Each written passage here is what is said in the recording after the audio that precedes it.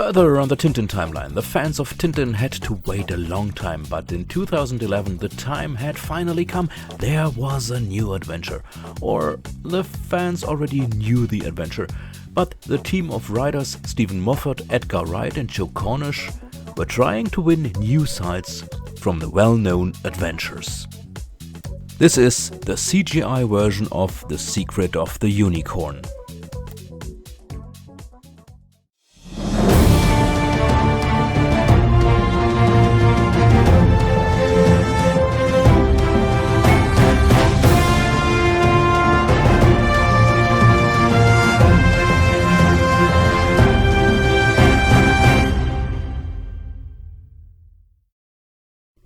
While visiting a flea market, the Belgian reporter Tintin discovers an old model ship that fascinates him. It's the Unicorn. No sooner has he bought it than two men storm to him and want to buy the model from him again at any price. But Tintin doesn't want to sell. He does research in a library and finds out that the Unicorn sank under its captain Francis Haddock. It is said to have carried a secret cargo with it. When he returned to his apartment, the model was stolen. After a second break-in, Tintin finds a parchment with a riddle, and shortly afterwards, one of the men from the flea market is gunned down on his doorstep. After Thompson & Thompson take on the case, the reporter is kidnapped and taken aboard a ship. Here, the mastermind behind the events reveals himself, and a truly historical encounter takes place. Making such a film is always a bit problematic. On the one hand, it is important to win something new from a familiar story in order to inspire those viewers who are not yet familiar with Tintin. On the other hand, of course, you can't change too much so as not to upset the fans. For that matter, the movie achieves a certain level of balance. Still, for me, it leaves a bit of a strange feeling. Tintin's world is very well implemented. The decision was made not to move the story into the present, but to put it somewhere in the 1950s in terms of equipment and optics. That is, at the time when Tintin's creator Hergé was at the height of his work. Otherwise, Tintin's knickers would probably not quite fit into the picture.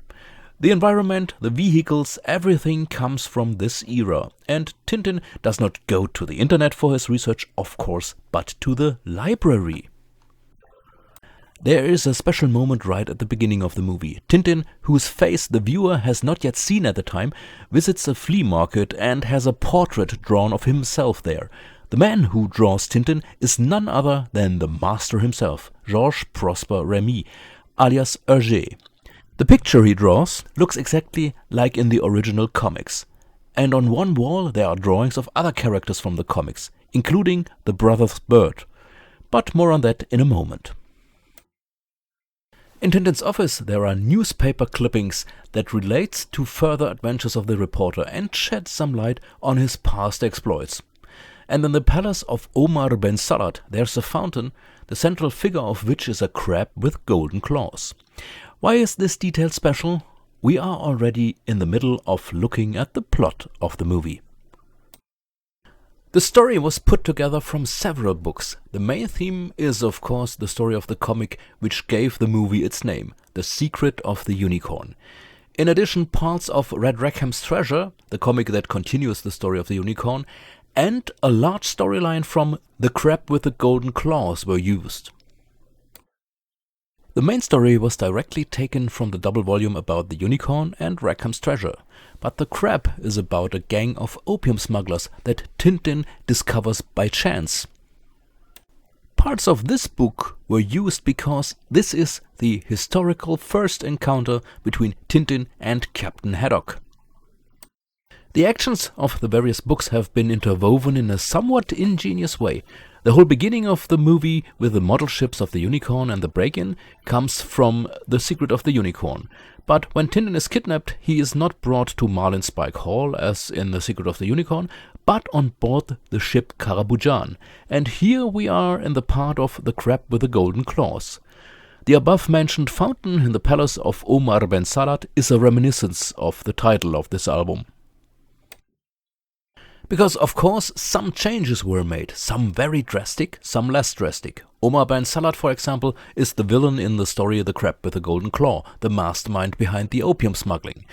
Since this whole plot was dropped, he's just a supporting actor, an art collector who owns one of the models of the unicorn. Talking about villains in general, the villains from the comic book The Secret of the Unicorn are the brothers Bird, antique collectors who incidentally find clues to Red Rackham's treasure and are looking for it by all means. They are not included in the movie. The mastermind behind the events is Ivan Ivanovich Zakharin.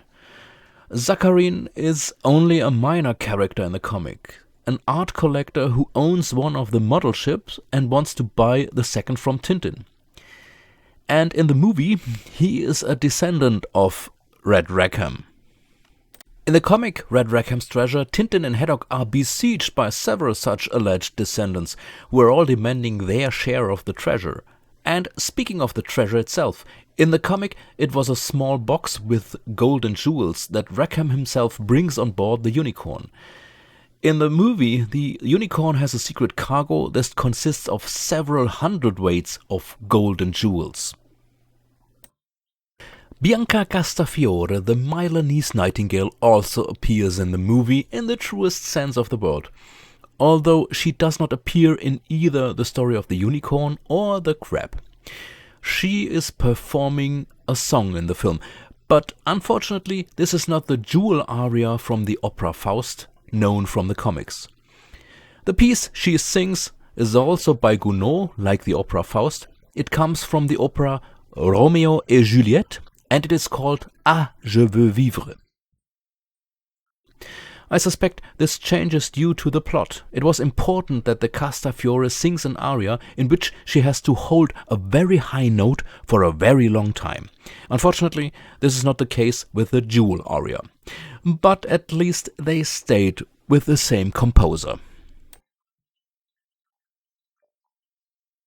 Well, in fact, there is also a resolution at the end of the movie, unlike the comic, where the story is concluded at the end of the second volume. But there is also a preview of a sequel. The action scenes of the movie are very fast-paced and sometimes a bit too much. Sure, this is a comic book adaptation, but Hergé never turned it up that bad in his books. For example, the depicted sea battle between the unicorn and a pirate ship contradicts all laws of physics. During the course of the battle, the masts of the ships get stuck together because the sea is so rough. The healing unicorn then straightens up again and pulls the pirate ship out of the water, so it hangs over the deck of the unicorn and swings back and forth like a ship swing. The detonation of the unicorn, however, was shown more realistically, since Francis Haddock lays a real fuse in the comic, which would have been very time-consuming. In the movie, he simply sprinkles a trail of gunpowder that he sets on fire. This is much faster, and it also works. The climax, a chase in the streets of the city of Bagar, is very crowded with action and reminds, whether wanted or not, very much of Indiana Jones. Since Spielberg has placed another homage to one of his works, this could very well be on purpose. The other work, by the way, is Jaws. In one scene, Tintin approaches a seaplane. His head stays so close under the surface of the water that his quiver protrudes out of the water like a shark's fin. In that very scene, however, the factual fidelity led to a small mistake. The seaplane attacking Tintin and Haddock was faithfully taken over from the crab with the golden claws. Tintin notices in the movie that the aircraft has a Portuguese identification and asks Haddock which flag the Carabujan is flying under. In the movie, the aircraft was started from the ship.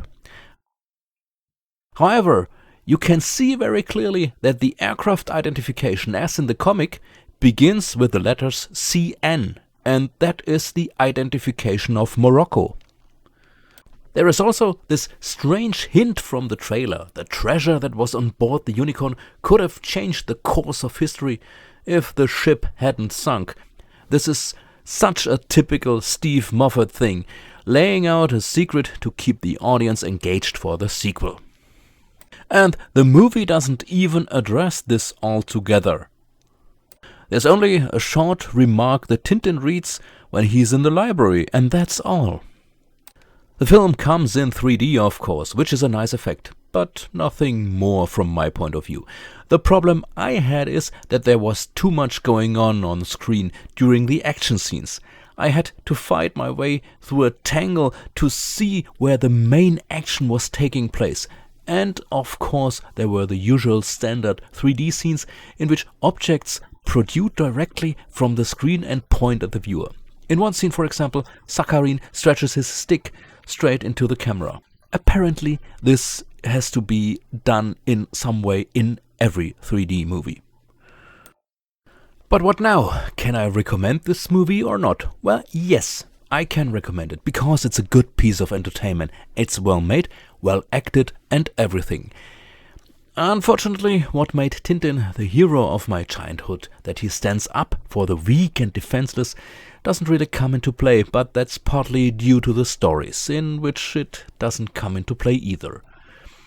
In order to be able to enjoy the movie, one has to be prepared to leave the original behind and experience an almost newish Tintin adventure. Well, then you can spend a pleasant evening at the cinema. But if you are a purist when it comes to Tintin, you should stay away from that movie. Above all, changing from secondary characters to main characters alone should disturb such people badly. And then there's the other thing. What about the sequel that was teased to the audience in this movie? There has to be a continuation, right?